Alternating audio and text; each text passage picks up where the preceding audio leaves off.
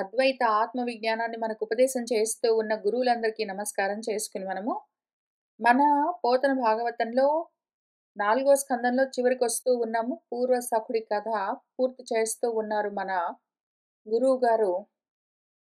అప్పుడేం జరిగిందంటే పూర్వ సఖుడొచ్చి పరతంత్రుడై ఆత్మకు దూరమై అనాత్మలకు దగ్గరై తనను తాను పోగొట్టుకుని ఆత్మాపకారం చేసుకున్న పురంజనుడు/వైదర్భికి ఆత్మ ఉపదేశం చేసేసరికి కళ్ళు తెరుచుకుని తన పూర్వస్థితిని పొందాడు అని పూర్తి చేసి మన నారదుల వారు బర్హిష్మత్తుకు కాబట్టి నువ్వు కూడా అట్లా కళ్ళు తెరుచుకో అని చేస్తూ ఉన్న ఉపదేశము.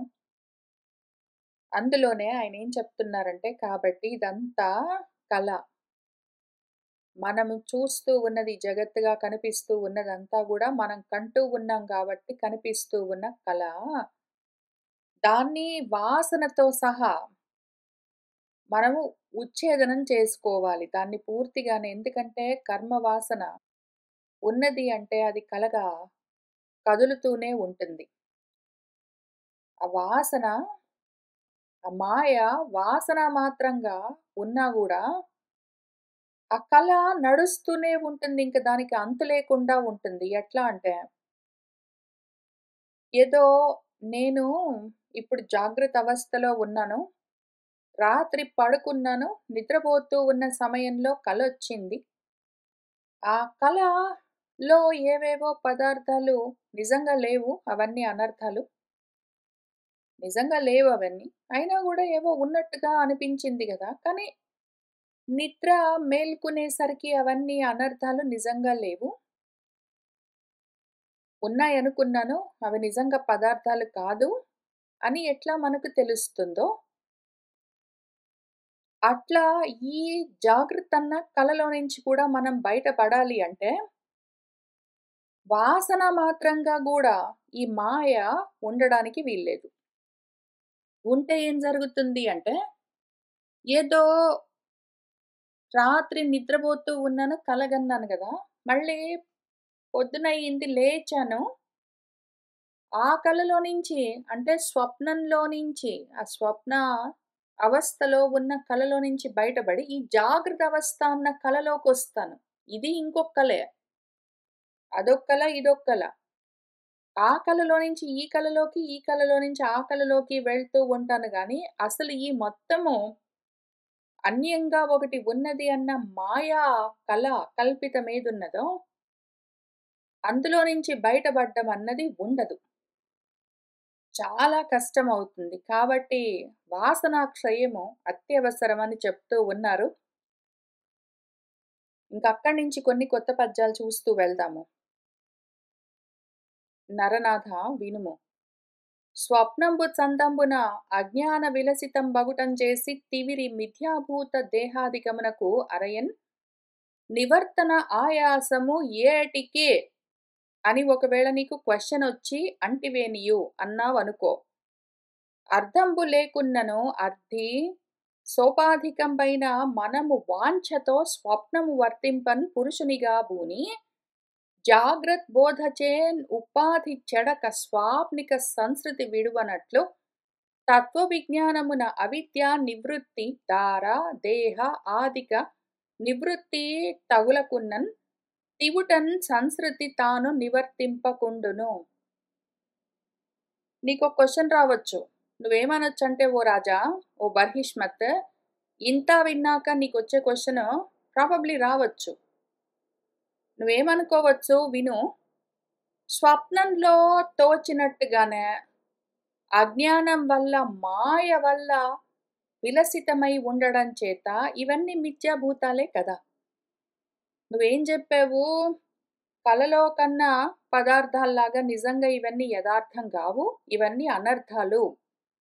నిజంగా లేని పదార్థాలు. నువ్వు కలల్లో, స్వప్నంలో ఏదో చూసిన పదార్థాలు. కలలో నువ్వు ఏనుగెక్కుతావు, సినిమాకెళ్తావు, పర్వతం కింది నుంచి వెళ్తూ ఉంటావు, ఏదో నీళ్ళలో ఆడుకుంటావు, ఎవరో నీ తల తెగ కోస్తారు, ఏదో సింహం నిన్ను వెంట తరిమింది, ఏదో నువ్వు నీకిష్టమైన భోజనం తిన్నావు. ఇందులో ఏదైనా ఒక్క పదార్థమైనా నువ్వు మళ్ళీ మెలుకున్న తర్వాత నిజంగా ఉంటాయా? లేవు గదా! అన్నీ నీ కలలోని వస్తువులే. అట్లానే జాగ్రత్తలో కూడా ఇవన్నీ నిజంగా లేవు. మిథ్యాభూతమైన వస్తువులు. నీ దేహంతో సహా ఈ జాగ్రత్త అవస్థలో నువ్వు చూస్తూ ఉన్నవన్నీ కూడా మిథ్య. నిజంగా లేవు. ఆభాస అని నువ్వే గదా చెప్తూ ఉన్నావు గురువుగారు. మరి మళ్ళీ దీని గురించి ఆలోచిస్తే, ఆ కలలో, ఆ స్వప్నంలో చూసినవన్నీ ఎట్లా నిజంగా యదార్థం కాదో, ఈ జాగ్రత్తలో కూడా ఇవన్నీ యదార్థం కానే గావు గదా! మరి. అట్లాంటప్పుడు వీటిని నివర్తింపజేసుకోవడం, పోగొట్టుకోవడం, ప్రయత్నపూర్వకంగా వీటిని పోగొట్టుకోవడానికి ట్రై చెయ్యడము. ఈ ప్రయాసాలన్నీ ఎందుకండి? ఏటికి? ఇప్పుడు కలలో దారిన బోయే పదార్థాలన్నీ చూస్తూ ఉంటాము, కంటూ ఉంటాము. మెలుకువొస్తే అవన్నీ లేవని తెలిసింది గదా! అయిపోయింది గదా! అట్లానే ఈ కలలో గూడా జాగ్రత్త అవస్థ అన్న కలలో గూడా ఉన్నవేవో ఎట్లైనా లేనే లేవు. ఉన్నాయని అనిపిస్తూ ఉన్నవి. మేలుకోగానే లేవని తెలుస్తుంది. ఇంక ప్రయత్నం చేయడం దేనికండి? ఈ ప్రయాసలెందుకు? ఈ ఆయాసాలని ఇంత ఆయాస పడడం ఎందుకండి? ఇంత నువ్వు నాకు ఉపదేశం చేయడం ఎందుకు? ఇంత నేను కూర్చొని శ్రవణం చేయడం ఎందుకు? ఇవన్నీ శాస్త్రాలేవేవో చెప్తూ ఉంటే వాటిని స్వాధ్యాయం చేయడం ఎందుకు? నేను ప్రవచనం చేయడం ఎందుకు? మననం చేయడం ఎందుకు? ఇవన్నీ ఎందుకండి ఇంత ప్రయాస? చప్పుడు చేయకుండా కూర్చుంటే మెలుకువొస్తే అవే పోతాయి. అంతే గదా! ఆ కలలో నుంచి నేనేమైనా ప్రయత్నం చేశానేంటి? అందులో నుంచి బయటపడ్డట్టే ఇందులోంచి బయటపడతాను గదా! అంటే, ఏటికి ఇంత ఆయాసము అని నువ్వు అంటివేని అన్నావనుకో చెప్తాను విను. అర్థం లేకున్నను నిజంగా ఈ పదార్థాలు లేకపోయినా కూడా ఉపాధి ఉన్నదా లేదా? ఈ ఉపాధి మనసంటేనే ఉపాధి. ఉపాధి అంటే ఉపాధీయతే అని ఏదైతే ధరిస్తుందో, ఆత్మ కాని వాటిని ఆత్మగా పట్టుకుంటుందో, అంటే అధ్యారోపణ చేసుకుంటుందో దాని పేరు ఉపాధి అని అర్థం. మనస్సు. ఈ ఉపాధి ఉన్నది గదా! మనస్సు. ఇది జాగ్రత్త అవస్థలో ఉంటుంది, స్వప్నావస్థలో ఉంటుంది. అది ఓన్లీ సుషుప్తిలో లయమవ్వడం వల్ల అప్పుడేమి కనిపించవు. అది అన్యథా గ్రహణం అప్పుడు చేయలేదు గానీ, జాగ్రత్త, స్వప్న రెండవస్థల్లో ఆ మనస్సు దేన్నో దాన్ని పట్టుకుంటూనే ఉంటుంది. అది ఉపాధి గాబట్టి దాని పనది. అదట్లా కోరికలతో ఉంటుంది. వాంఛలతో స్వప్నంలో ప్రవర్తిస్తూ ఉన్న మనిషి జాగ్రత్తలోకొచ్చేసరికి ఆ ఉపాధి అట్లానే ఉన్నది గాబట్టి, వాడికి 2 కంటిన్యూ అవుతాయి. వాడికేమవుతాయంటే, మనందరికీ ఉన్న ఎక్స్‌పీరియన్స్ వాడు కలగంటూ ఉన్నాడు. వాడికి మెలకువొచ్చింది. మెలకువొచ్చినాక కూడా వాడికి ఆ కల కొంతసేపు జ్ఞాపకం ఉంటుంది. కాబట్టి ఆ కల ఇంకా కంటిన్యూ అవుతూనే ఉంటుంది వాడి మనసులో. ఆ కలలో వాడేదో తోచినవన్నీ, చూసినవన్నీ ఏవున్నాయో వాటిని మళ్ళీ జ్ఞాపకం చేసుకుంటూనే ఉంటాడు. ఎందుకు? ఇదే మనసు అక్కడ ఉన్నది, ఇక్కడ ఉన్నది అదే మనసు ప్రవర్తిస్తూ ఉన్నది గాబట్టి, అక్కడ చూసినవేవేవి ఉన్నాయో వాటిని ఇక్కడ గూడా అది తలుచుకుంటూ, జ్ఞాపకం చేసుకుంటూ కంటూనే ఉంటుంది మరి. పైగా అంత మాత్రమే గాదు. ఆ కలని ఇక్కడ జ్ఞాపకం చేసుకుంటూ ఒకవైపు, మళ్ళీ ఈ జాగ్రత్తన్న కలను గూడా కంటూ ఉంటుంది ఒకవైపు. ఈ స్వప్నాన్ని గూడా అదేమి వదిలిపెట్టదు. ఎందుకు అంటే ఉపాధి ఇంకా పని చేస్తూనే ఉన్నది. ఉపాధి మనస్సు లయం కాలేదు గాబట్టి, ఆ ఉపాధి మనసన్న ఉపాధి ఎంత వరకుంటుంది? వాసన ఉన్నంత వరకు, వసించి ఉన్నంత ఏవైతే నీలో ఈ వాంఛలు వసించి ఉన్నాయో అంతవరకు నీకు ఉపాధి అవసరమవుతుంది. మనస్సుంటుంది. అది నువ్వు ఎంత ప్రయత్నం చేసినా సరే అది ఏదో కంటూ ఉంటుంది. ఆ సంసారాన్ని అది వదిలిపెట్టదు. నీకు అందులో నుంచి మోక్షం లేదు. అదే నీకు బంధము. తత్వజ్ఞానంతోటే మాత్రమే నువ్వు ఆ అవిద్యను నివృత్తి చేసుకొని, అంటే భార్య లేదా భర్త, దేహము, బిడ్డలు, ఇల్లు, కారు, ఉద్యోగము అని ఏవేవైతే ఉన్నాయో వాటన్నింటిని నివృత్తి చేసుకోవాలి. అట్లా తగులకున్ననట్లా చేసుకోకపోతే నువ్వు ప్రయత్నపూర్వకంగా ఈ ఆయాసము దేనికి అని అడిగావు గదా! నివర్తన ఆయాసము ఏటికి అని అడిగావు గదా! ఈ నివర్తన ఆయాసము ఏటికి అని అడిగావు. దేన్ని నేను పోగొట్టుకోవాలి అంటే, ఈ పదార్థాలు లేవని తెలుసుకోవడం గాదు. పదార్థాలలో నుంచి ఈ కలలో నుంచి బయటపడ్డానికి నువ్వు ప్రయత్నం చేయవలసిన అవసరం లేదు. ఈ పదార్థాలు లేవు అన్న విషయము, ఆ అవిద్య ఉన్నాయి, ఉన్నాయి అని అనిపించడము, ఆ అవిద్య, మాయ ఏదున్నదో, దాన్ని నివృత్తి చేసుకోలేదు అంటే, ఇవన్నీ ఉన్నాయి అన్న వృత్తి, ఆలోచన, వాసన ఉన్నది అంటే మనస్సు ప్రవర్తిస్తుంటుంది. మనస్సు ప్రవర్తిస్తూ ఉన్నది అంటే అది కల కంటూనే ఉంటుంది. మనసున్నంత వరకు అది కల కంటూనే ఉంటుంది. తివుటన్ ఇంక నీకు క్రమంగా సంసారంలో నుంచి బయట పడడం అన్నది ఉండదు. తాను అది ఆ సంసారము నివర్తింపకుండానే ఉంటూనే ఉంటుంది. కాబట్టి నీ ప్రయత్నం దేనికి అంటే,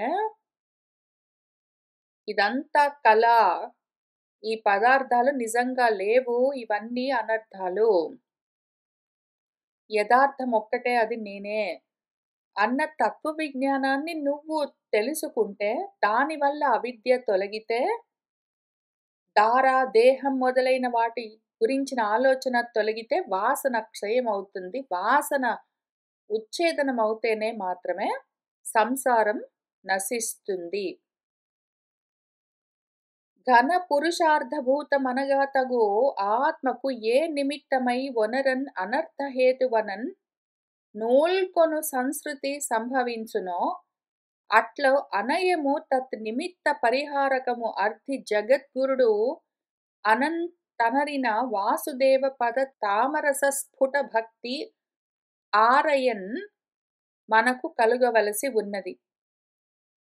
ఇంత గొప్పదైన అసలు పరమ పురుషార్థమేదున్నదో, ఆ పరమ పురుషార్థ భూతమంటే ఆ స్వరూపమనగా అయి ఉన్న ఏ ఆత్మ ఉన్నదో దాని నిమిత్తము ఈ అనర్థాలకు కారణమైన ఏ ఏ పదార్థాలు ఉన్నట్టుగా అనిపిస్తూ ఉన్న మాయ కప్పుకొని ఉన్నదో దాన్ని నూల్కొని అంటే దాన్ని తగులుకుని, దానితో పాటు కూడుకుని, పూరుకుని, పురికొని అంటాం గదా! పురికొని అంటే పురికొల్పడం. నూల్కొని అంటే పురికొల్పడం. ఈ అనర్థ హేతువు ఈ సంసారాన్ని పురికొల్పుతూ ఉంటే, దానివల్ల సంభవిస్తూ ఉంటాయి ఇవన్నీ. కాబట్టి ఇట్లా అనయము, తత్ నిమిత్తము అందుకోసము, దాన్ని పరిహరించడం కోసము, మనము పనిగట్టుకుని ఆ జగద్గురువు అనడానికి వీలైన ఆ వాసుదేవమేదున్నదో, ఆ పదాన్ని మాత్రము భక్తితో అత్యంత ఆసక్తితో తగులుకుని ఉండడం చేత ఈ అనర్థంలో నుంచి బయటపడేందుకు అవకాశం, ఈ కలలో నుంచి బయటపడేందుకు అవకాశం ఉంటుంది. పనిగట్టుకుని మనమే ఇంతకీ ఆయాసం దేనికి చెయ్యాలి అంటే, ఇందులో నుంచి బయటపడడానికి ఇది అంతా నిజంగా లేదు అన్న ఆలోచన పట్టుకోవడం కోసం. అయితే అదెట్లా కలుగుతుంది అంటే, మన ప్రయాస, ఆయాస ప్రయాసలు దేనికి అంటే, ఉన్నదంతా ఏదై ఉన్నదో దాన్ని తగులుకుని ఉండడం కోసం మనం ప్రయత్నం చెయ్యాలి. నేను అన్న భావనను వదిలిపెట్టకుండా ఉండడం కోసం మనం ప్రయత్నం చెయ్యాలి. అప్పుడు నేను కానివన్నీ అనాత్మలన్నీ అవే విడిపోతాయి. దాని పేరు భక్తి. పూనిన తద్భక్తి సద్రీచీన గతిన్ తెలియన్ అనగా చిరవైరాగ్య జ్ఞాన జనకమగు భక్తి నిధానము గోవింద వర కథాశ్రయము అగును. ఈ విధంగా చేస్తే ఆ భక్తి కలుగుతుంది. ఎటువంటి భక్తి కావాలి మనకు? ఒకవేళ ఇనీషియలీ అనన్య భక్తి కలగట్లేదు ఇంకా, నేను నాకు వేరు గాదు. నేనున్నాను ఆధ్యాత్మికము, భగవంతుడున్నాడు ఆది దైవికము, జగత్తున్నది ఆది భౌతికము అని ఎన్ని లేవు.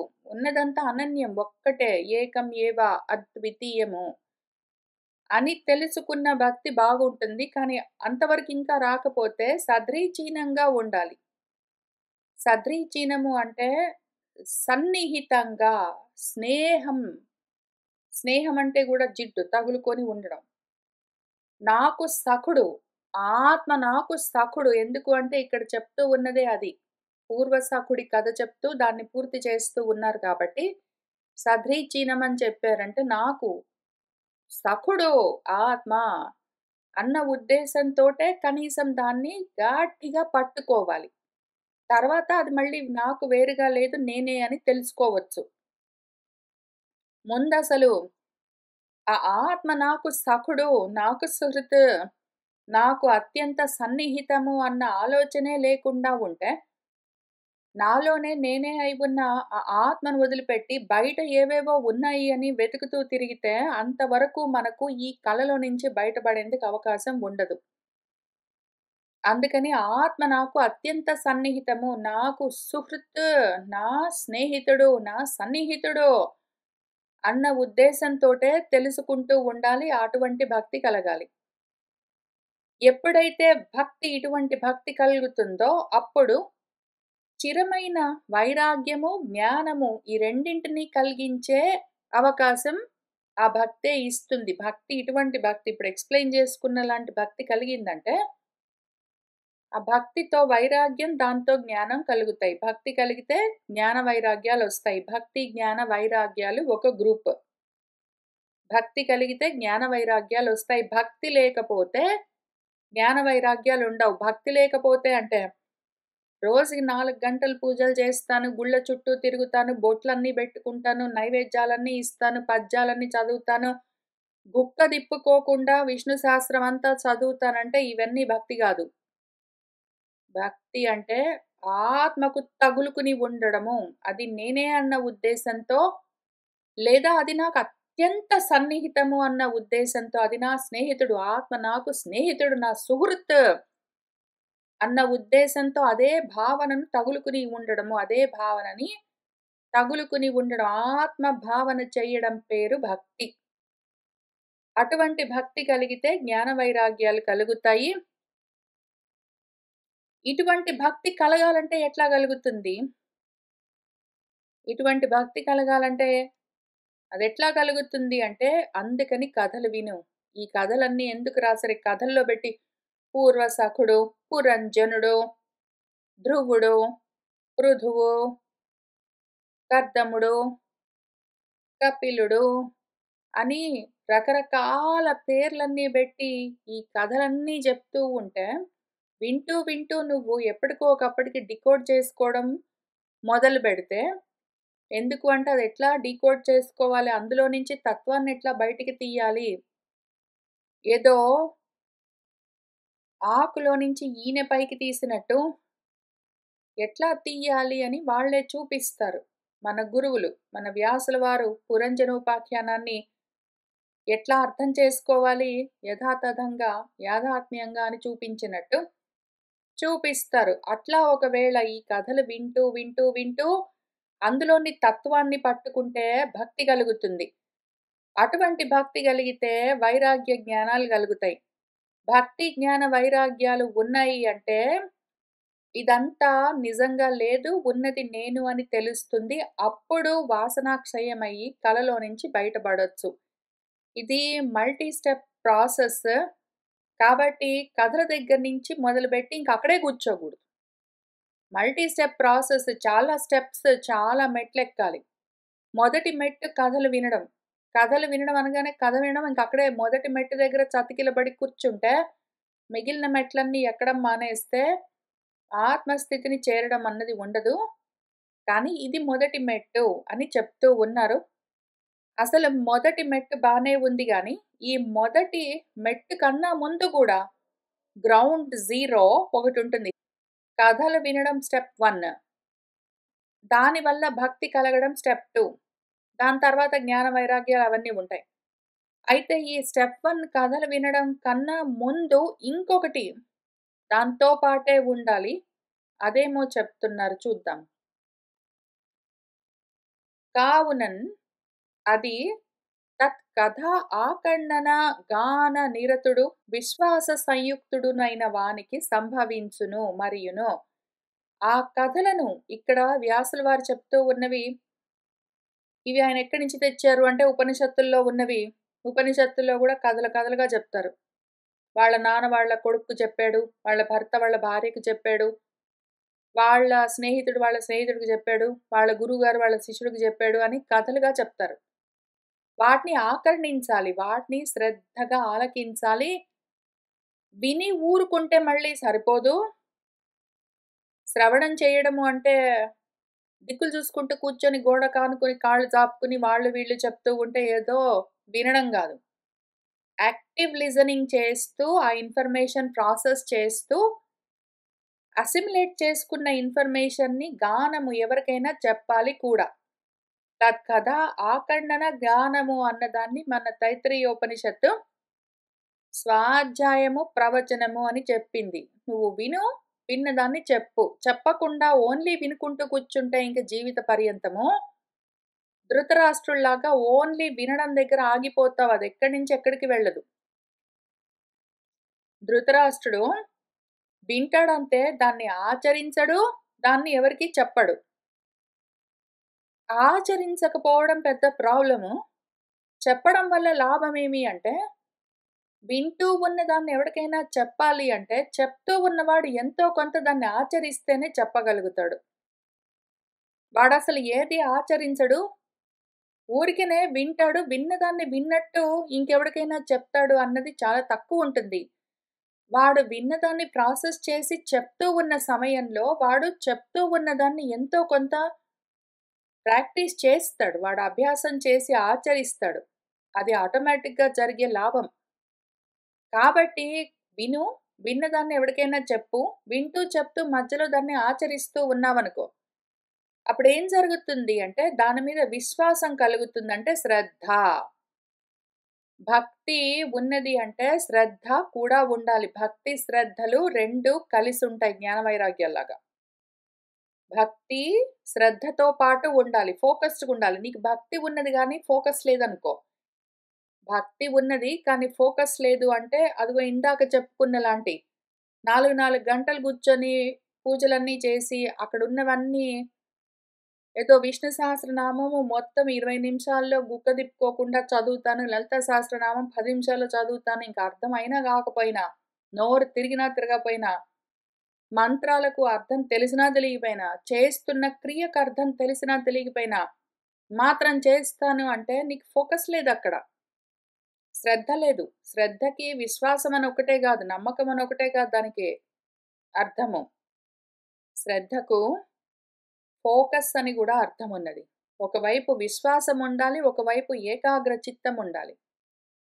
ఆ ఏకాగ్రంగా ఉన్న బుద్ధితో, నమ్మకంతో, భక్తితో ఇవన్నీ కూడి వస్తాయి. భక్తి, శ్రద్ధ 2 కూడి వస్తే అప్పుడు ఆటోమేటిక్‌గా కావలసిన జ్ఞాన వైరాగ్యాలు కలుగుతాయి, సంభవిస్తాయి. ఇదంతా ఒక పెద్ద ప్రోగ్రామ్. ఇందులో ఏ స్టెప్ గూడా బైపాస్ చేయడానికి అవకాశమే లేదు. ఇందులో ఏదైనా సరే, ఏ స్టెప్ అయినా సరే బైపాస్ చేసి, కొంచెం మానుకొని తర్వాత స్టెప్‌కెళ్ళిపోదామంటే పని చెయ్యదు. డైరెక్ట్‌గా నేను ఆత్మజ్ఞానాన్ని విచారణ చేస్తాను అంటే, అంతకన్నా ముందు నీకు శ్రవణము, మననము, నిధిధ్యాసనంతో పాటు కలిసి స్వాధ్యాయ ప్రవచనాలు ఉన్నాయా? దానివల్ల నీలో కావలసిన భక్తి, శ్రద్ధ కలిగాయా? దానివల్ల నీలో జ్ఞాన వైరాగ్యాలు కలిగాయా? ఇన్ని ఉన్నాయి అంటే అప్పుడు ఆత్మజ్ఞానం ఉంటుంది. ఆత్మజ్ఞానం డైరెక్ట్‌గా కలగొచ్చు. ఎవడిలోనైతే పుట్టుకతోటే ఆత్మజ్ఞానం కలిగిందో అటువంటి వాడిలో ఆటోమేటిక్‌గా కావలసిన భక్తి, శ్రద్ధ, ఆత్మ గురించిన ఆసక్తి అంటే ఆత్మను తగులుకుని ఉండడము, అనాత్మలకు వేరుగా ఉండడము, దాని గురించిన ఆత్మ గురించి మాత్రమే ఫోకస్, అనన్యమైన చూపు, ఎన్నో విధాలుగా, బహు విధాలుగా అనాత్మలను చూసే చూపు లేకుండా ఉండడము, అది శ్రద్ధ. ఆత్మ గురించిన జ్ఞానము, అనాత్మలను గురించిన వైరాగ్యము, ఇవన్నీ వాడిలో ఆటోమేటిక్‌గా ఉంటేనే వాడికి ఆత్మజ్ఞానం కలిగి ఉంటుంది. వాడికి పుట్టుకతోటి వచ్చుండొచ్చు ప్రాబబ్లీ. పుట్టుకతోటి వాడికి ఆత్మజ్ఞానం కలిగిండొచ్చు. కానీ వాడిలో ఇవన్నీ ఆటోమేటిక్‌గా ఉండే ఉంటాయి. ఇవి లేకుండా అక్కడికి రావడం కుదరదు. కాబట్టి ఒకవేళ ఆటోమేటిక్‌గా ఆత్మజ్ఞానం ఇంకా కలగట్లేదు అంటే, ఇదిగో ఇప్పుడు చెప్పుకున్న స్టెప్స్ అన్నీ మొత్తం కావలసిన రిక్వైర్మెంట్స్, ప్రీ రిక్విజిట్స్ అన్నీ ఉన్నాయా? నాలో లేవా? అని చూసుకుని ఎక్కడెక్కడైతే లోపాలున్నాయో వాటిని అక్కడక్కడ జాగ్రత్తగా పూర్ణం చేస్తూ రావాలి. అరకొరగా, అంతంత మాత్రంగా, కొంచెం కొంచెంగా, రకరకాలుగా, మనకర్థమైనట్టుగా ఏవేవో ఊహించుకుంటే పనిజెయ్యవు. యథాశాస్త్రం బుద్ధిలో సుపరినిశ్చితంగా తెలుసుకున్న విషయాన్ని, ఆ జ్ఞానాన్ని వాడుతూ ఇక్కడ చెప్తూ ఉన్నవన్నీ నాలో ఉన్నాయా లేవా అని వాటిని నింపుకుంటూ రావాలి. అట్లా నింపుకుంటూ, నింపుకుంటూ, నింపుకుంటూ వచ్చినప్పుడు ఎప్పుడైతే శ్రద్ధ, భక్తి, జ్ఞాన, వైరాగ్యాలన్నీ నిండాయో ఆ శ్రవణం మొదలైన వాటితో, శ్రవణం మొదలైనవి హెల్ప్ చేస్తాయి. వాటితో ఇవన్నీ నింపుకుంటూ వస్తే అప్పుడు కావలసిన స్థితిని చేరొచ్చు. ధర సాధులు విమలాంతఃకరణులు భగవత్ గుణానుకథన శ్రవణ స్ఫురిత స్వాంతులు అనఘులు వరధిషణులు అయిన భాగవత జనుల సభలో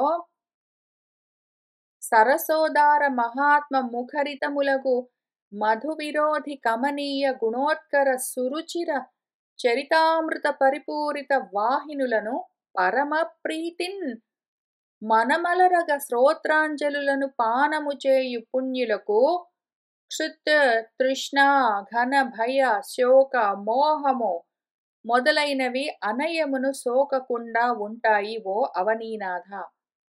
కాబట్టి ఇప్పుడు శ్రవణం ఎంత రిక్వైర్మెంట్, శ్రవణం చాలా ముఖ్యమని చెప్పుకున్నాం కదా!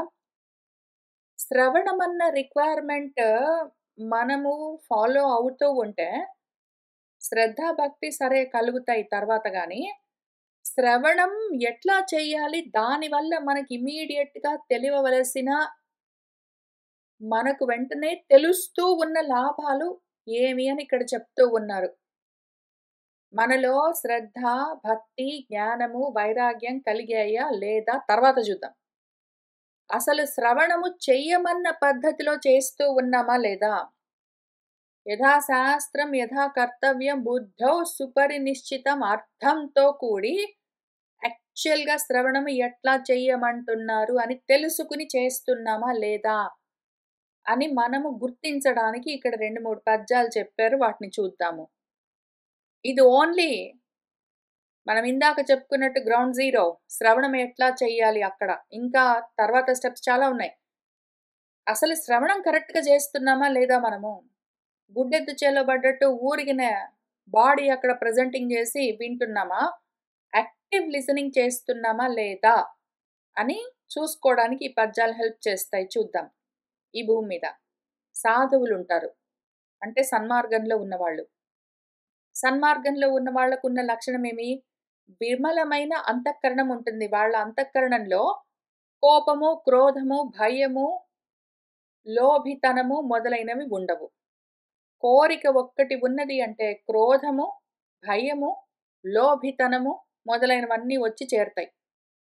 వాడిలో ఒకవేళ కోరిక లేదనుకోండి, వాడికి అనాత్మల గురించిన కామం లేదు అంటే అది క్రోధంగా పరిణామం చెందడము, ఆ క్రోధం కాస్త మోహంగా మారడము, అది ఏదో భ్రమగా మారడము, బుద్ధి నశించడము, ప్రణాశం కలగడము ఇటువంటివన్నీ ఉండవు. ఆత్మ గురించిన ఆలోచన ఉన్నది అంటే అది ఆత్మారామం గాబట్టి, కామం కాదు గాబట్టి, వాడిలో నశించే కారణాలు ఉండవు గాబట్టి, నిర్మలంగా ఉంటుంది వాడి అంతఃకరణము. అటువంటి వాడోడున్నాడనుకోండి. వాడేం చేస్తాడు ఎంతసేపు భగవత్ గుణ అనుకథన శ్రవణ అందులోనే ఉంటాడు వాడు. ఈ కథలనే అనుసరించి వాటిని ఫాలో అవుతూ, వాటిని క్లోజ్‌గా అనుసరించి ఫాలో అవుతూ, ఫాలో అవ్వడం అంటే చెప్తూ ఉన్నదాన్ని విచారణ చేస్తూ, అవసరమైనంత ఆచరిస్తూ. ఫాలో అవ్వడం అంటే ఏదో సినిమా హీరోలను ఫాలో అయినట్టు గాదు. ఈ కథలను ఫాలో అవ్వడం అంటే కథల్ని చెప్తూ ఉన్న కథను ఫాలో అవుతూ వెళ్ళిపోవడం గాదు. చెప్తూ ఉన్న కథల్లోని తత్వం అర్థం చేసుకొని అవసరమైన చోట ఆచరిస్తూ ఉండడం.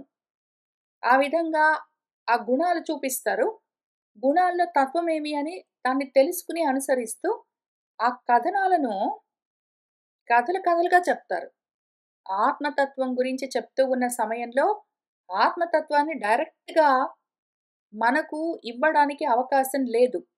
ఆత్మతత్వము ఎట్లా ఉంటుందంటే దాని స్వరూపం ఎట్లా ఉంటుందంటే దాని లక్షణాలు దాని గురించి చెప్పలేము, దాని గురించి ఆలోచించలేము, దాన్ని తాకలేము, చూడలేము, తెలుసుకోలేము అట్లా రకరకాలుగా ఉంటాయి. అటువంటి దాన్ని అచింత్యం, అగ్రాహ్యం, అనూహ్యం అటువంటి దాన్ని పట్టుకొచ్చి చెప్పాలి అంటే కుదరదు గాబట్టి, దాన్ని కథలు అన్న పాత్రలో పెట్టి ఇస్తారు. ఆ కథలను పట్టుకుని శ్రవణం చేస్తూ, అదే స్ఫురిస్తూ ఉంటే వాళ్ళకు, ఆ కథల్లో ఉన్న అర్థం స్ఫురిస్తూ ఉంటే, అంతులు వాళ్ళు. స్వాంతులు అంటే వాళ్ళ బుద్ధి వాళ్ళ దగ్గర ఆగిపోయి ఉన్నది. వాళ్ళ అంతఃకరణం వాళ్ళ దగ్గర నిలబడిపోయి ఉన్నది. అటువంటి అనగులు. వాళ్ళు అఘము అంటే పాపము. అంటే పతన కారణం. జారిపోవడం మళ్ళీ ప్రపంచంలోకి, కర్మల్లోకి జారడం ఉండదు. వాళ్ళక్కడే నిలబడి ఆత్మస్థితిలో ఉంటారు. అటువంటి వరధిషణ, అటువంటి గొప్ప బుద్ధి కలిగిన వాళ్ళెవరున్నారో, భగవత్ కథలను అనుసరించి, వాటిని శ్రవణం చేస్తూ, మననం చేస్తూ, అర్థ విచారణ చేస్తూ, వాటి గురించి ఉపదేశం చేస్తూ ఉన్న వాళ్ళెవరున్నారో ఆ జనులు, ఆ సభల్లోకెళ్ళి కూర్చో ముందు ఇటువంటి వాళ్ళని చూసుకో నువ్వు. పొద్దస్తమానము ఇదే ఆలోచన చేస్తూ, ఆత్మతత్వ విచారణ గురించిన ఆలోచనలే చేస్తూ, వాళ్ళు గూడా కర్మలు చేస్తూ ఉన్నట్టుగానే కనిపించొచ్చు. వాళ్ళకి కూడా ఇల్లు పిలుకున్న ఉన్నట్టుగానే కనిపించొచ్చు. ఏమైనా గావచ్చు. లేదా వాళ్ళు అన్నీ వదిలిపెట్టి సన్యాసంలో ఉండొచ్చు. వాళ్ళు బాహ్యంగా ఎట్లా ఉన్నారు సంబంధం లేదు. వాళ్ళు ఆంతరంగికంగా ఎంతసేపు ఇదే విషయాన్ని గురించి ఆలోచిస్తూ ఉంటారు. ఎందుకు అంటే వేరే విషయం గురించి వాళ్ళ అంతఃకరణంలో ఆలోచన లేదు. అటువంటి వాళ్ళెవరున్నారో వాళ్ళని జూసుకో. ఆ సభలోకెళ్ళు. సత్సంగం అని పిలుస్తారు గదా! సత్సంగం అని దాన్ని విచిత్రంగా వాడుతూ ఉన్నారు ఈ మధ్యన. శ్రవణానికి అర్థం ఎట్లా మార్చేసామో, భక్తికి అర్థం ఎట్లా మార్చేసామో, సత్సంగానికి అట్లా అర్థం మార్చుకొని కూర్చున్నాం. సత్సంగం అంటే ఇంక కూర్చొని అనాత్మల గురించి చర్చించడం గాదు. సత్సంగం అంటే సత్ గురించి మాత్రమే మాట్లాడుతూ ఉంటారు. సత్తు గురించి మాత్రమే ఆత్మతత్వ విచారణ మాత్రమే చేస్తూ ఉండే ఏ సభలున్నాయో అవి జూసుకో. ఇంగ అక్కడికెళ్లి కూర్చో. వాళ్ళు సరసము, రసంతో కూడి ఆత్మరసం రసోవై ఏ బ్రహ్మమున్నదో దాని గురించి మాత్రమే ఉదారంగా మాట్లాడుతూ, ఆలోచిస్తూ, డిస్కస్ చేస్తూ ఉన్నవాళ్ళెవరున్నారో, ఆ మహాత్ములున్నారు గదా! వాళ్ళ ముఖాల్లో నుంచి అంటే వాళ్ళ నోట్లో నుంచి ఈరితములు చెప్పబడుతూ ఉన్న మధు విరోధి మధువులు అంటే మమకారాలు. మమకారాలున్నాయి ఎందుకు అంటే అహంకారాలుంటాయి. అహం, మమ అని ఏ ద్వంద్వాలతో కూడి ఉన్న తత్వాలున్నాయో వాటికి విరోధి. అహం లేదు, మమ లేదు ఉన్నదంతా నేను. అహంకారం గాదు. అహంకారం గాదు. త్రిగుణాత్మకమైన అహంకారం గాదు. అహం నేను అనేదున్నదో దాని గురించి అది కమనీయము. కోరుకోవలసిందదే. కమనీయము అంటే కామించవలసిందిదే. ఆత్మారామమే కామము.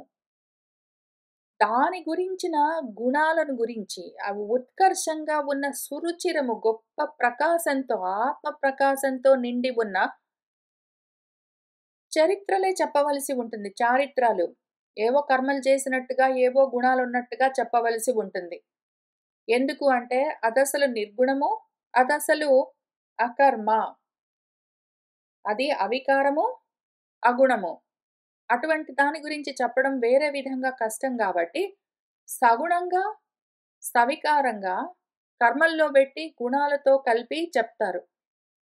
ఆ కర్మలు, గుణాలు అన్న పాత్రలో పెట్టి చెప్తే కూడా కర్మలు, గుణాలు, రూపము, నామము అని ఒక బుట్టలాగా, ఒక పాత్రలాగా అల్లి అందులో ఈ పదార్థము ఆత్మతత్వం గురించి అందులో పోసి మనకిస్తారు. ఆ అమృతం అందులో ఉంటుంది. ఆ చరిత్రల్లోనే వామనావతారము. వరాహావతారము, పృథు అవతారము, ధ్రువ అవతారము, కర్దమావతారము, కపిలావతారం అని చెప్తే అందులో ఏమి చేశారు ఏమి అని ఆ చరిత్రలుంటాయి. అయితే అవన్నీ పాత్రలు. వాటిలో అమృతం ఉంటుంది ఆత్మతత్వము. దానితో పరిపూరితము పూర్తిగా నిండి ఉంటాయవి. అటువంటి వాహిని జలప్రవాహాలను పరమ ప్రీతిగా శ్రవణం చేస్తూ ఉండాలి. వాళ్ళ దగ్గరికి ఎవరి దగ్గరికెళ్లి కూర్చోవాలి, ఎటువంటి వాళ్ళని చూసుకోవాలి. ద్వైతం మాట్లాడే వాళ్ళ దగ్గరికెళ్లి కూర్చుంటే వాళ్ళు ద్వైతమే మాట్లాడతారు. మనం ప్రపంచంలోనే ఉంటాము. ఎవరైతే అద్వైతం, ఆత్మతత్వ విజ్ఞానం మాట్లాడుతూ ఉన్నారో ఆధ్యాత్మికం, ఆది భౌతికం, ఆది దైవికం గాదు. ఆ దేవతను పూజన చేశావనుకో, ఈ దేవతను ఉపాసన చేశావనుకో, ఈ గుళ్ళ చుట్టూ తిరిగావనుకో, ఆ తీర్థాలను సేవించావనుకో, ఈ దానాలు చేశావనుకో, ఈ పూజలు చేశావనుకో అని చెప్తూ ఉన్నవన్నీ గూడా. ఆ గుళ్ళకెళ్ళు, ఈ తీర్థాలు సేవించు అంటే ఆది భౌతికము. ఆ దేవతల్ని పూజించు, ఇవి చెయ్యి, అవి చెయ్యి అంటే ఇవన్నీ ఆది దైవికము.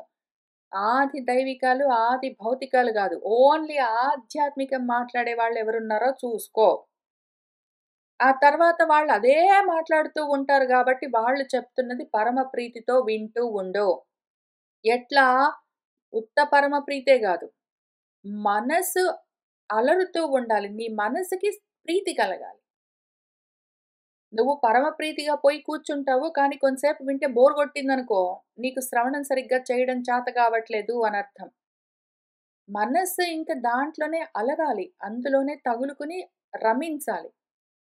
ఆ విధంగా మనసు రమిస్తూ ఉంటే, నీ చెవులన్న దొప్పెలతో, అంజలులతో పానం చేస్తూ ఉండాలి. అట్లా ఎవడైతే చేస్తాడో వాడు పుణ్యం చేస్తూ ఉన్నవాడనర్థం. ఎప్పుడైతే ఆత్మ గురించి విచారణ చేస్తాడో అటువంటి కర్మలన్నీ పుణ్యకర్మలు. ఎప్పుడైతే అనాత్మల గురించిన కర్మలు చేస్తాడో అవన్నీ పాపకర్మలు. వీడు ఆత్మ గురించిన ప్రయత్నాలు, ఆయాసాలు, ప్రయాసాలు చేస్తున్నాడు కాబట్టి వీడు పుణ్యుడు. ఇటువంటి పుణ్యులకు ఇంక ఆకలి లేదు, దాహము లేదు, భయము లేదు, శోకము లేదు, మోహము లేదు. ఉన్నాయి అనుకోండి. వాడికి కొంసేపు వింటే ఇంకా తినడం గురించి ఆలోచన వెళ్ళింది, బాత్రూమ్‌కెళ్ళాలనిపించింది, బోర్ గొట్టింది, వాడికి ఇంట్లో విషయాలు గుర్తొచ్చాయి. వాడికి ఎప్పుడెప్పుడువో ఏంటో జరిగినవన్నీ జ్ఞాపకమొచ్చి దుఃఖం అనిపించింది, సుఖం అనిపించింది. మనసు ఇంట్లో వాళ్ళ పైకి వెళ్ళింది. చేయవలసిన నెక్స్ట్ రోజు చేయవలసిన పనుల గురించే ఆలోచన మొదలైంది. ఇట్లాంటివన్నీ ఉన్నాయి అంటే వాడు శ్రవణం సరిగ్గా చేయట్లేదని అర్థం. ఇంకా ఉధృతం చెయ్యాలి. వాడికి వింటూ వింటూ ఉంటే ఎంతసేపయిందని టైం గుర్తురాదు. ఎంతసేపు వింటూ ఉన్నా గూడా ఆకలి లేదు, దాహము లేదు, నిద్ర లేదు, అలసట లేదు. దేని గురించి రేపటి గురించి భయము లేదు.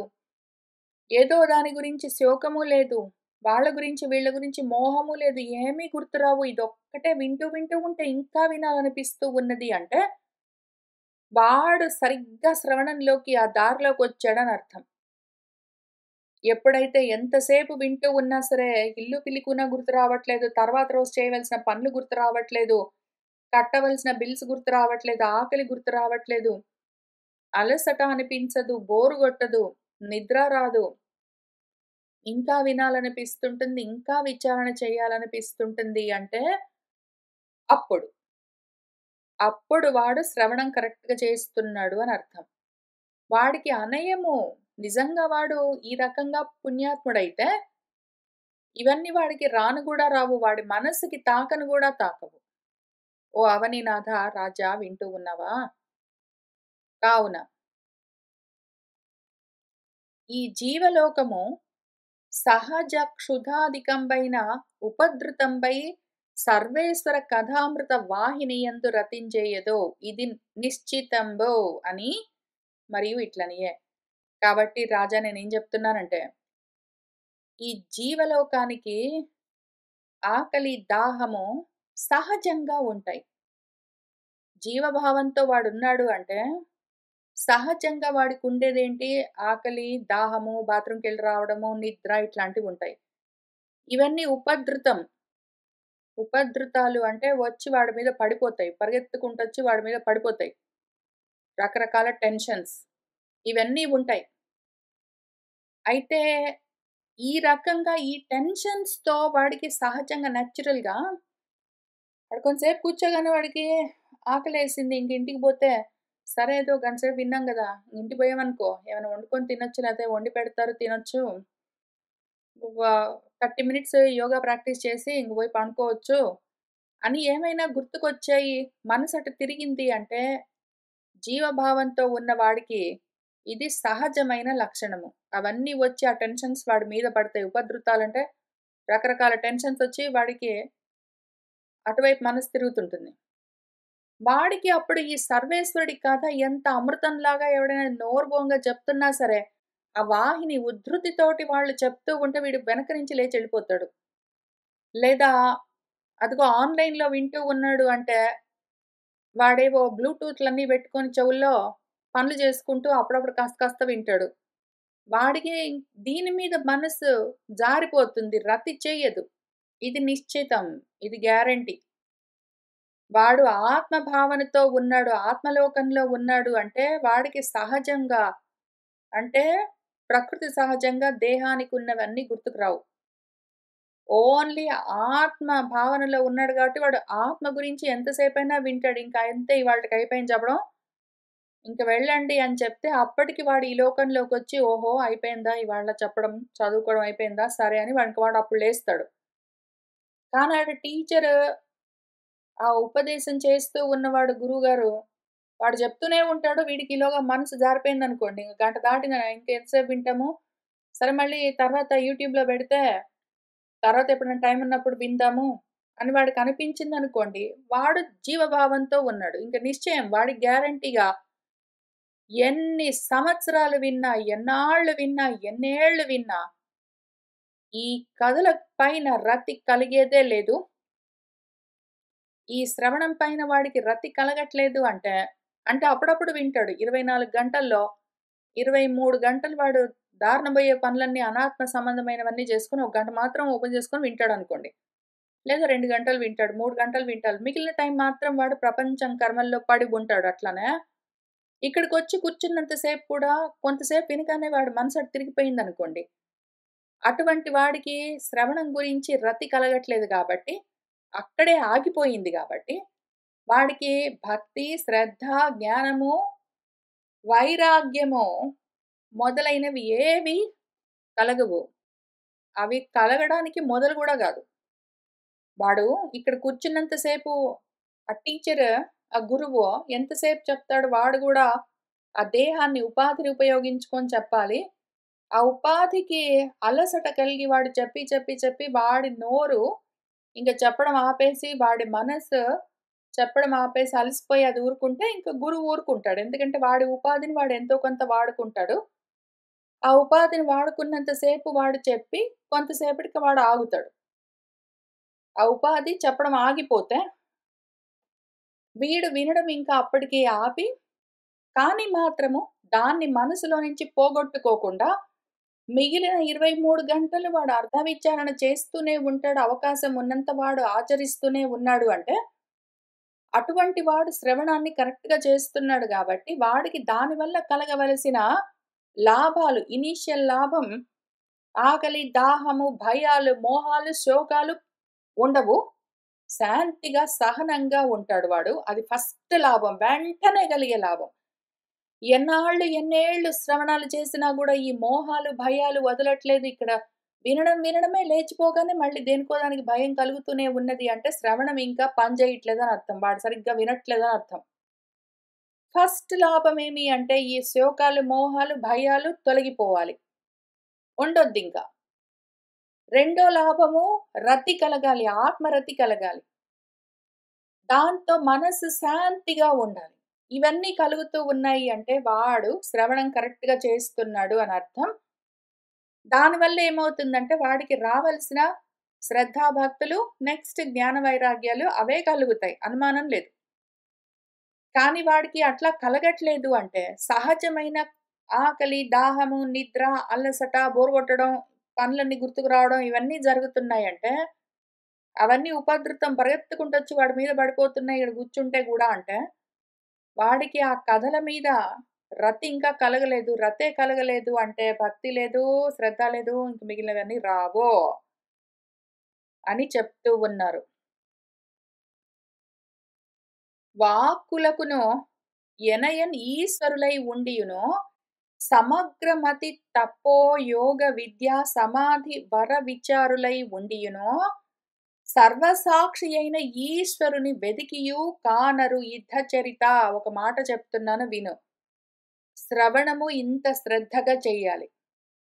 స్వాధ్యాయము ఇంత శ్రద్ధగా చెయ్యాలి.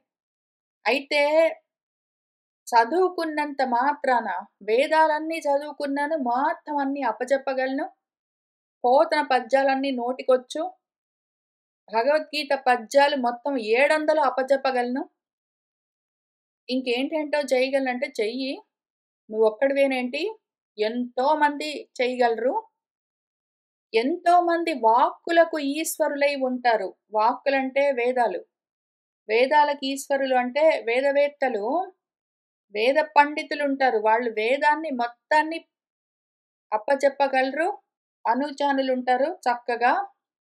ఎక్కడడిగితే అక్కడ చెప్పగలరు.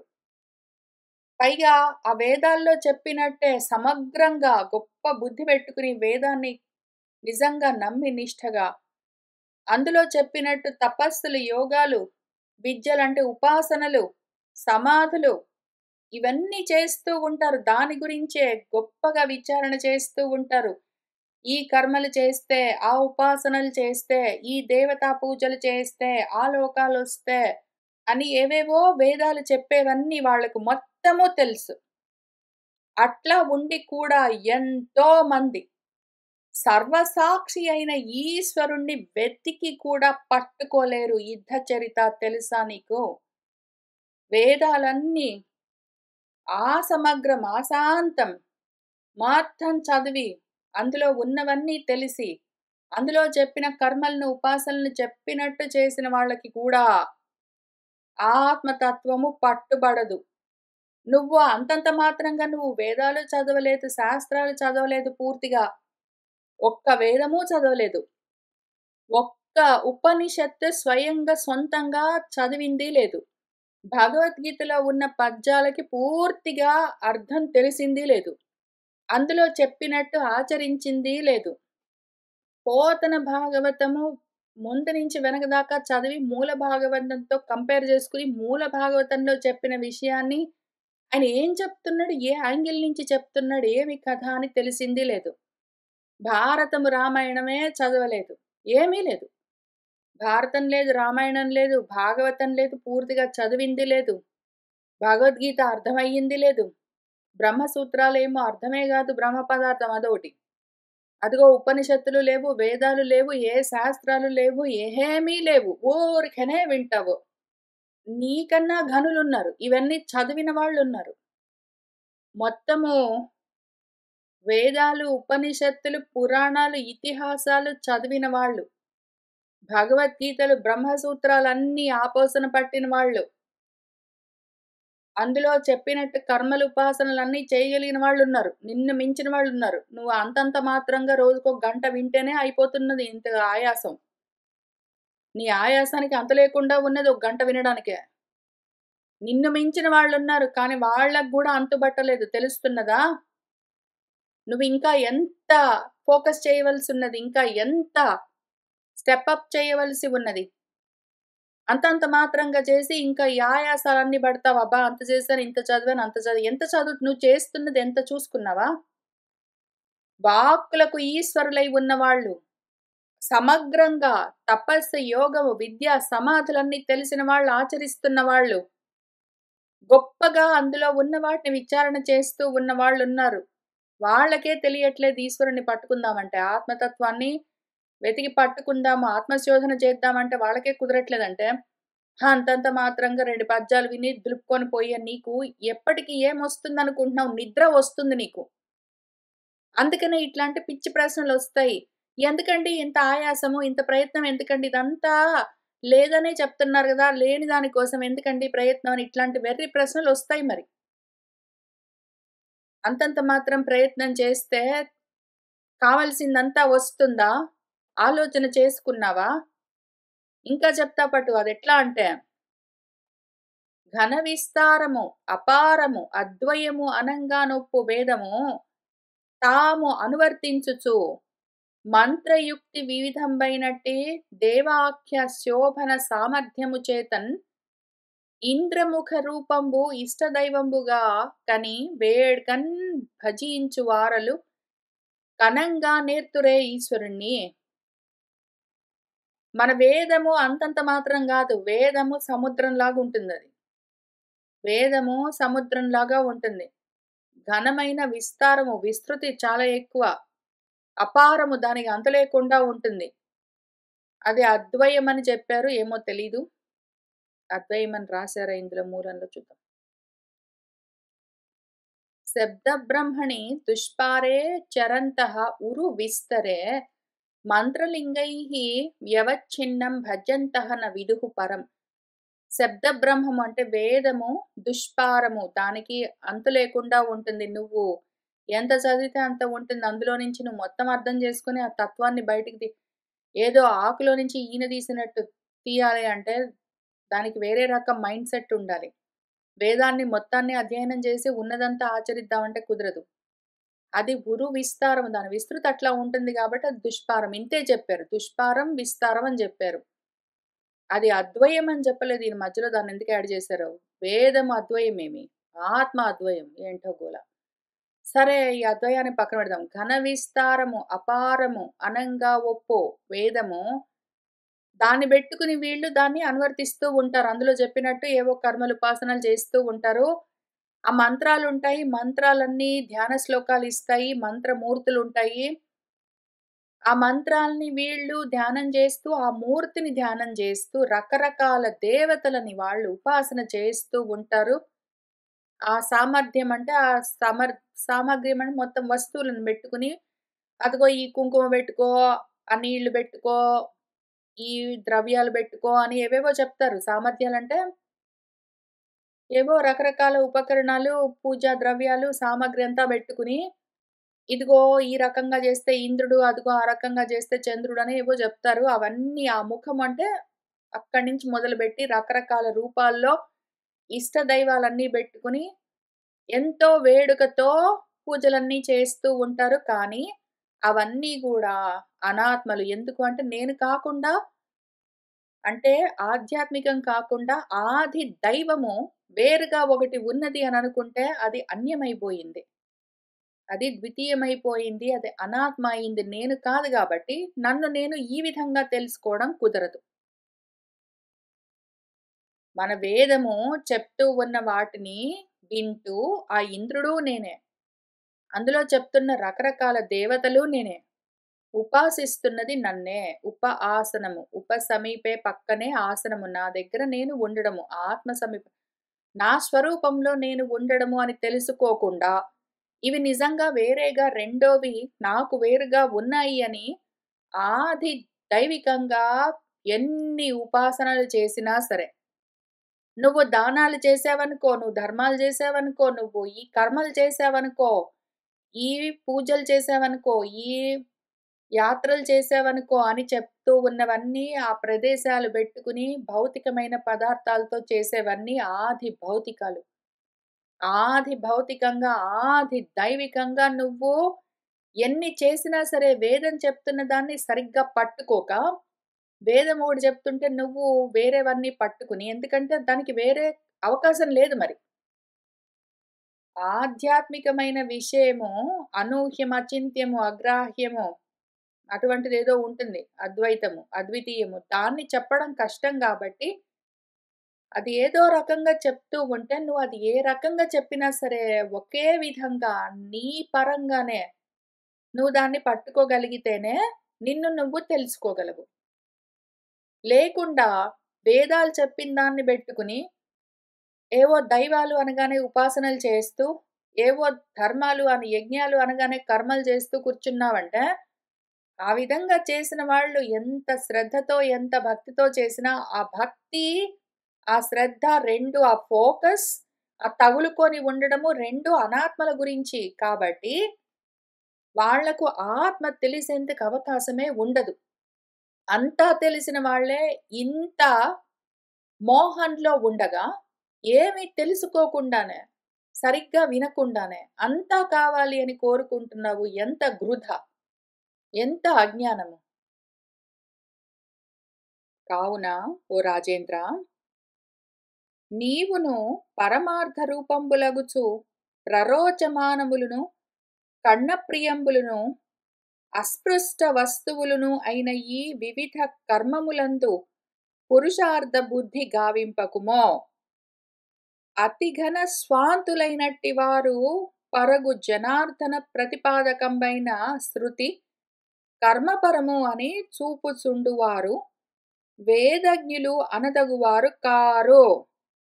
రూఢిన్మరి వారు నిత్య స్వరూపభూతమైన ఈ ఆత్మతత్వమును అలరు వేద కలిత తాత్పర్యము అని ఆ ఆత్మనో తెలియలేరు.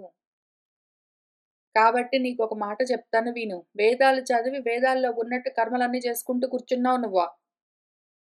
నువ్వు కూడా పరమార్థం లాగానే కనిపిస్తూ ఉండేవి. నువ్వు ఈ దానాలు చేసావనుకో, ధర్మాలు చేసావనుకో, యజ్ఞాలు చేసావనుకో, దర్భలన్నీ పరుచుకుని ఇంకేంటో చేసావనుకో అని చెప్తూ ఉన్నవన్నీ ఉంటాయి వేదాల నిండా. ప్రరోచమానంగా గొప్పగా ప్రకాశిస్తూ వేదం ఎన్నో కర్మల్ని, యజ్ఞాల్ని ప్రకాశింపచేస్తూ ఉంటుంది.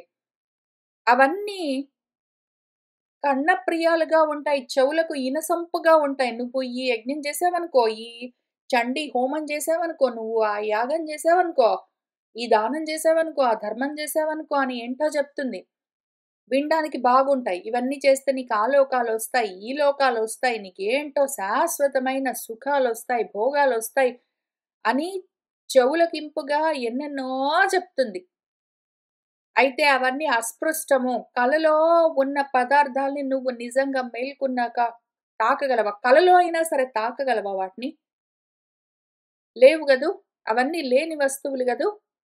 అటువంటి వస్తువులవి. అస్పృష్ట వస్తువులు. నువ్వు కలలో ఎన్నో జూస్తావు, ఎన్నో కంటావు. కానీ వాటిని తాకుదామంటే ఏమైనా నీకు దొరుకుతాయా? లేని వస్తువులు అవన్నీ మిథ్యాభూతాలు. అటువంటివి ఇవన్నీ ఈ కర్మలతోటి నువ్వు జేసేవన్నీ ఏవో పొందేవన్నీ గూడా. ఈ కర్మల్లో నువ్వు పురుషార్థ బుద్ధి ఇదే పరమ పురుషార్థం అని పెట్టుకోకు.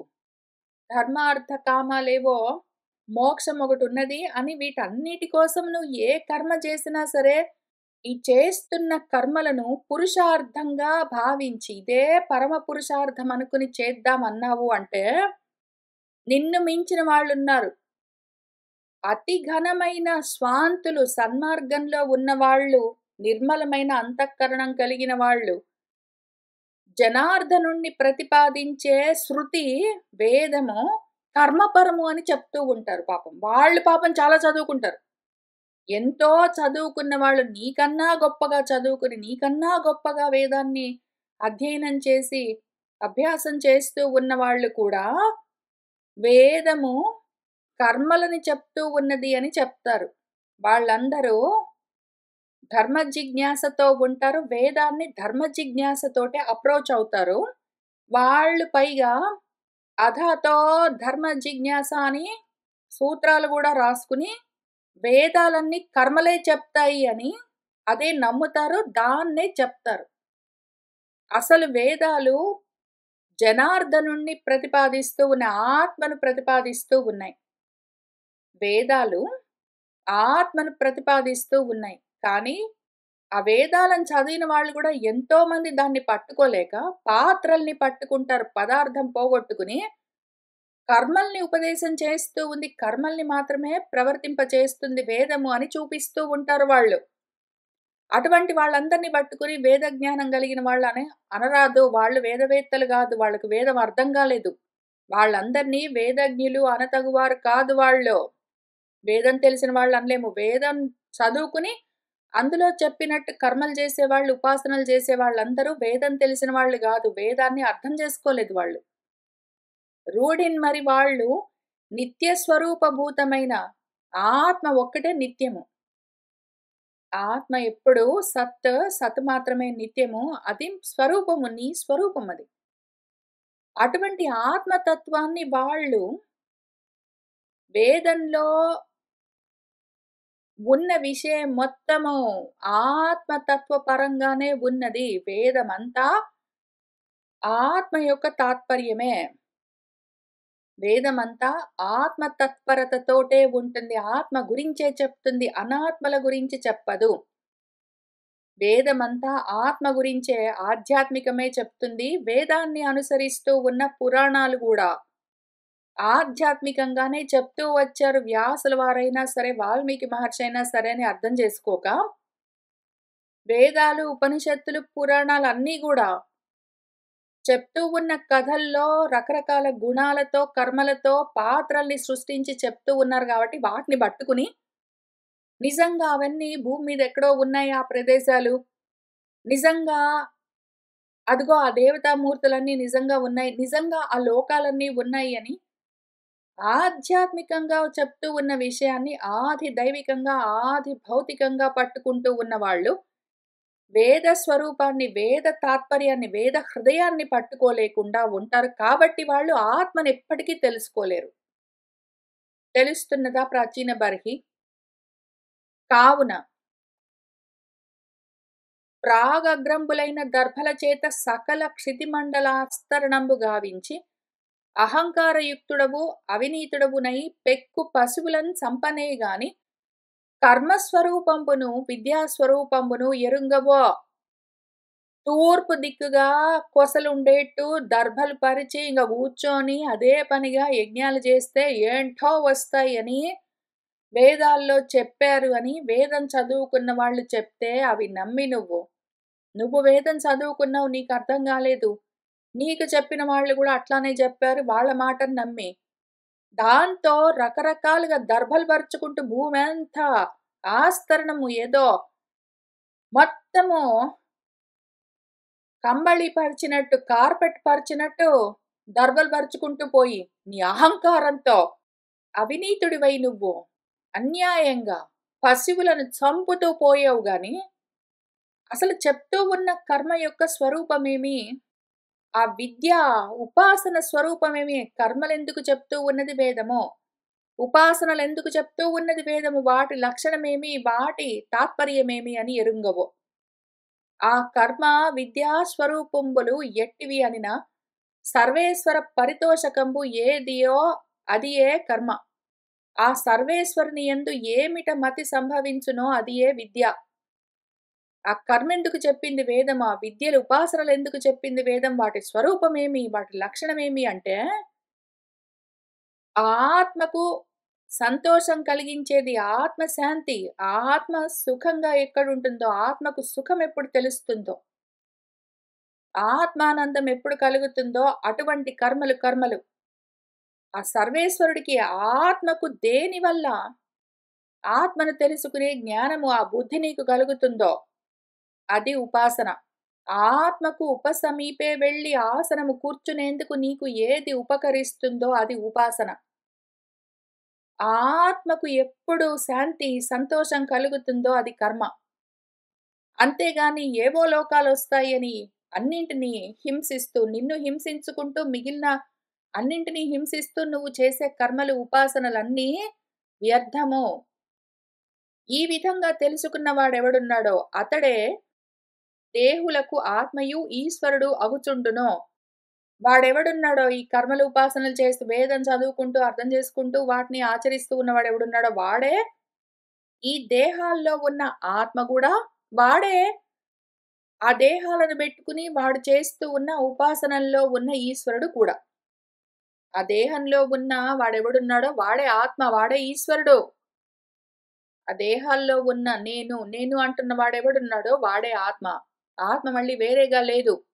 ఈశ్వరుడు మళ్ళీ వేరేగా లేడు. వాడే ఆత్మ, వాడే ఈశ్వరుడు. ఆ రకంగా ఉన్నాడు కాబట్టి పురుషులకు క్షేమకరంబైన ఆశ్రయంబు తత్పాదమూలంబు. ఈ విషయం అర్థం కావాలి అంటే మనుషులేం చెయ్యాలి అంటే వేదంలో చెప్పినట్టు ప్రాణిహింస చేస్తూ, కర్మలు చేసుకుంటూ, ఉపాసనలు చేసుకుంటూ కూర్చోవడం కాదు. వాడు హింసించుకుంటూ ఏవో కర్మలు, ఉపాసనలు చేయడం కాదు. వాడికి క్షేమం ఏది కలిగిస్తుంది అంటే ఈ విషయాన్ని ఆశ్రయించు, అక్కడే కూర్చో. ఆత్మ దగ్గర కూర్చో, దాని పేరు ఉపాసన. అందుకు కావలసినవి ఏవున్నాయో అవి చెయ్యి, అవి కర్మలు. ఆ రకంగా అతడు ప్రియతముడు సేవ్యమానుడు అగుచుండన్. ఆ రకంగా ఆత్మ నీకు ప్రియము. దాన్ని సేవించు, దాన్ని గ్రహించు. అదక్కడ అట్లనే ఉండగా, అక్కడే నువ్వు ఉపాసన చేసావంటే, సమీపే పక్కనే ఆత్మకు దగ్గరగా ఆసనము కూర్చున్నావంటే పోయి, దాన్ని తగులుకుని భక్తమై, అదే రక్తితో, దాంతో నీకు దుఃఖముండదు తెలుస్తున్నదా?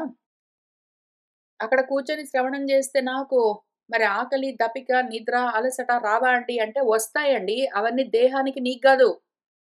నువ్వు ఎక్కడున్నావో అక్కడ ఉండవలసిన స్థితిలో, నీ స్థితిలో నువ్వున్నావు అంటే నీకు శోకము లేదు, భయం లేదు, మోహం లేదు. ఆకలి, దప్పిక, నిద్ర, అలసట ఉన్నాయంటే దేహానికి అది నువ్వు కాదు. తెలుస్తున్నదా? అని చెప్తూ ఉన్నారు. చెప్తూ ఆయనేమంటున్నారంటే, ఈ దుఃఖాలన్నీ పోవాలి అంటే అవి నువ్వు కాదు అన్న విషయం తెలియాలి. అందుకని పోయి ఆడ కూర్చో, ఆత్మ దగ్గర కూర్చో. మనుషుల దగ్గర గాదు. సత్సంగం అంటే మళ్ళీ వేరే బాడీస్ చూసుకొని, ఆ బాడీస్ దగ్గరికెళ్లి కూర్చుంటే ఇంక అయిపోయింది నాకు దుఃఖం లేదు గాదు. సత్సంగం అంటే ఎవరైతే ఆత్మస్థితిలోనే ఉంటారో వాళ్ళ దగ్గరికెళ్లి కూర్చుంటే వాళ్ళక్కడే వాళ్ళ ఆత్మల్లో వాళ్ళుంటారు కాబట్టి నువ్వు కూడా అక్కడి నుంచి నేర్చుకోవచ్చు. నీ స్థితిలో నువ్వున్నావు అంటే అప్పుడు నీకు భయం లేదు, మోహం లేదు, శోకం లేదు. భయము, మోహము, శోకమే గదా దుఃఖాలు. ఇంక దుఃఖం లేదు. అణు మాత్రం గూడా ఉండవు. ఉన్నాయి గదండీ! అయినా గూడా కొంతసేపు వింటే మరి ఆకలేస్తుంది, దాహమేస్తుంది, నిద్రొస్తుంది, బాత్రూమ్‌కొస్తుంది గదా! అంటే అవన్నీ దేహానికొస్తాయి నీకు గాదు. అంటే మనసులో కర్మలవన్నీ గుర్తుకొచ్చాయండి. మరి పనులు గుర్తుకొచ్చాయి. ఎవరో నన్ను తిట్టారు అది గుర్తుకొచ్చింది. ఎవరో ముద్దు పెట్టుకున్నారు అది గుర్తుకొచ్చింది గదా! అంటే నిన్ను తిట్టినా, ముద్దాడినా సంతోషించడం, ఏడవడం మనసు లక్షణాలు నీవి గాదు. తెలుస్తున్నదా? మనసన్న ఉపాధి ఉన్నంత వరకు నీకీ గొడవ ఉంటూనే ఉంటుంది. మనసన్న ఉపాధి ఉన్నంత వరకు ఈ కల నడుస్తూనే ఉంటుంది. అయితే కల నడుస్తూ ఉంటే గూడా దాన్ని కలగా చూడు నాకు సంబంధం లేదు అనుకున్నావంటే ఈ దుఃఖాలు లేవు, సుఖాలు లేవు. నీ స్థితిలో నువ్వుండొచ్చు. అట్టి ఆ భగవత్ స్వరూపంబు ఎవ్వడు ఎరుంగునో, ఇటువంటి ఆత్మస్వరూపాన్ని తెలుసుకున్నవాడెవడున్నాడో, ఇక్కడి నుంచి అండర్‌లైన్ జేసుకోవాల్సిన విషయము వాడు విద్వాంసుడు, గురుడు హరి. దీన్నే మన శంకర్ల వారు వాడు తస్మై ఆ విద్వాంసుడెవరున్నాడో వాడు గురువు శ్రీ గురుమూర్తయే, వాడు హరి శ్రీ దక్షిణామూర్తయే. తస్మై శ్రీ గురుమూర్తయే శ్రీ దక్షిణామూర్తయే నమః అని జెప్పారు. దాన్నే ఇక్కడ తస్మై వాడే ఆ విద్వాంసుడు. ఆ విధంగా తెలుసుకున్నవాడు. గురువు గూడా వాడే హరి కూడా. వాడు వాడికో గురువు, గురువుగారు నేర్పిస్తున్న హరి అని 3 లేవు. వాడొకడున్నాడు శిష్యుడు. వాడికో గురువున్నాడు. గురువు హరి గురించి చెప్తున్నాడు అని 3 లేవు. త్రిపుటి లేదు. ఎవడైతే ఈ స్వరూపాన్ని అర్థం చేసుకున్నాడో, అప్పుడు వాడే గురువు, వాడే ఆ ఈశ్వరుడు. అన్నీ వాడే అయి ఉన్నాడు. తస్మై శ్రీ గురుమూర్తయే నమ ఇదం శ్రీ దక్షిణామూర్తయే అవుతుంది విషయము. 3గా ఉండదప్పుడు వాడు ఆధ్యాత్మికము, గురువుగారు మళ్ళీ తనకు అన్యము, ఆ గురువుగారు ఆది భౌతికం. ఎందుకంటే భౌతికమైన రూపంగా చూస్తూ ఉన్నాడు గదా దేహాన్ని. ఆ గురువుగారు చూపిస్తూ ఉన్న భగవంతుడు ఆది దైవికము. వాడు ఆధ్యాత్మికము, వాడి గురువు ఆది భౌతికము, వాడు తెలుసుకుంటున్న భగవత్తత్వము ఆది దైవికమని 3గా ఉండవప్పుడు. ఆధ్యాత్మిక, ఆది దైవిక, ఆది భౌతికాలన్న తాపత్రయాలు 3గా ఉంటే తాపముంటుంది. 3 ఒక్కటే అయిపోతుందప్పుడు. వాడే గురువు, వాడే దైవం అన్నీ వాడే అని తెలుస్తుంది. అక్కడికి వెళ్ళాలి. తెలుస్తున్నదా? అని చెప్తూ ఉన్నారు. ఇంకా అప్పుడు ఇదంతా విని మన నారదుడు చెప్పిన మాటలకు, ఆ నారదుడు చెప్పిన ఉపదేశము పూర్తి కాగానే మన ప్రాచీన బర్హికి ఇంకా ఒక ప్రశ్న మిగిలి ఉన్నది. ఆయన ఇంకొక ప్రశ్న వేస్తాడు. ఈ మధ్యలో నేను జరుపుకుంటూ వస్తున్న పద్యాలన్నీ మూలంలో కూడా ప్రాక్షిప్తంగా ఉన్నాయి. ఆ ప్రాక్షిప్తాలన్నింటినీ దాటుకుంటూ నేను విషయాన్ని మాత్రం చెప్తూ వస్తూ ఉన్నాను.